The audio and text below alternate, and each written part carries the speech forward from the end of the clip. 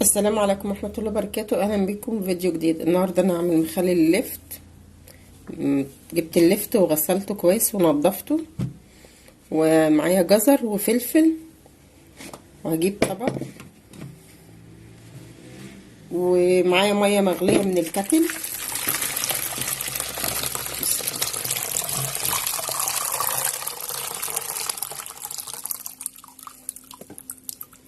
معايا كوباية ملح. انا مستعملة الملح الرشيدي اللي هو الخشن، ومعايا معلقتين سكر. السكر بيخليه يقرش لغاية اخر حتة وما بينعمش مننا او بيطرى مننا.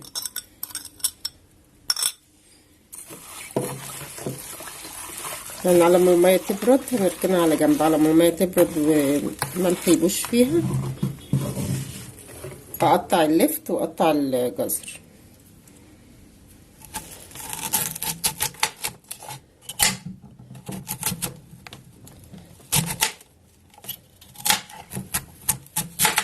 بعدين النار حطها كده.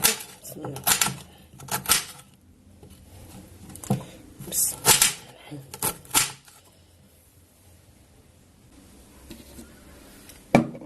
اللفت اللي انا قطعته احطه في البرطمان،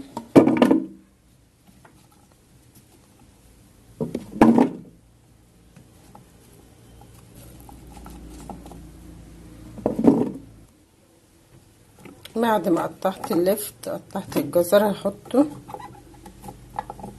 اقطع الجزر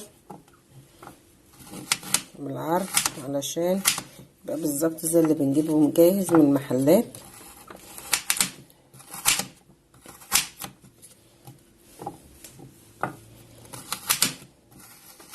وكده خلصت، قطعت اللفت والجزر.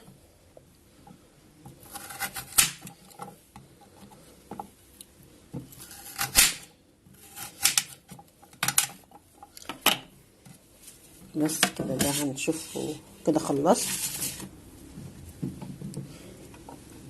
اشوف لدول البرطمان.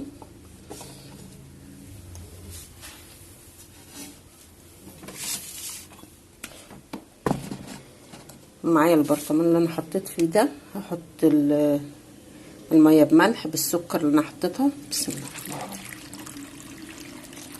هنملاه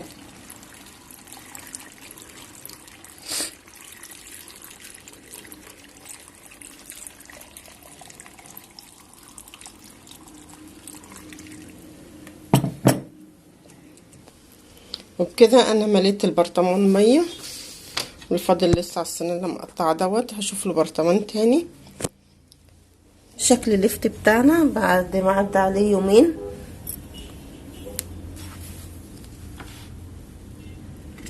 استوى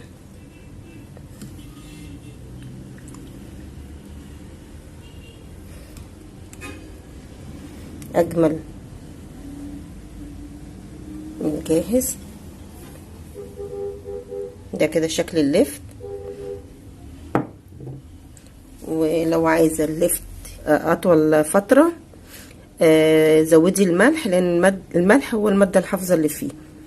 وحطي لي بنجرايه. انا اللفت بتاعي عشان كان احمر انا ما حطيتلوش بنجر. انا هو اللون ده هو اللي عمل، مش البنجر لا. وده كان فيديو النهارده. لو عجب الفيديو اعملي لايك وشير وسبسكرايب، فعل الجرس عشان يوصلك كل جديد. والسلام عليكم ورحمه الله وبركاته.